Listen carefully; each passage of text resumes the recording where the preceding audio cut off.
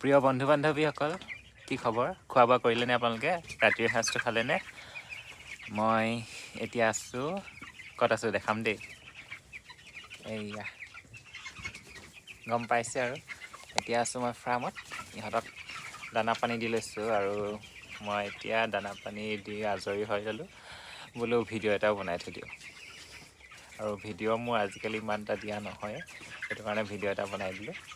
তাকে আৰু এনেই চিম্পল আপোনালোককো দেখাই দিওঁ। এইয়া ইহঁতে পূৰা খাই বৈ এতিয়া শুই আছে। ইহঁতৰ কি আৰু ব্ৰইলাৰ নে ব্ৰইলাৰ পৰা খোৱা আৰু শোৱা। ইহঁতৰ জীৱনটো আমি পোৱা হ'লে, কিন্তু ইহঁতৰ আয়ুস ৰেখাটো খুবেই কম, মানে প্ৰায় এমাহ নহ'লে বা 45 দিনেই মানে হায়েষ্ট থাকে সিহঁতে। 45 দিনৰ ভিতৰত এমাহমানৰ ভিতৰত বাই বাই দিব লাগে। কাৰ কেৰাহীত পৰেগৈ আৰু তাকে এনেই ভিডিঅ' এটা বনাই দিলোঁ।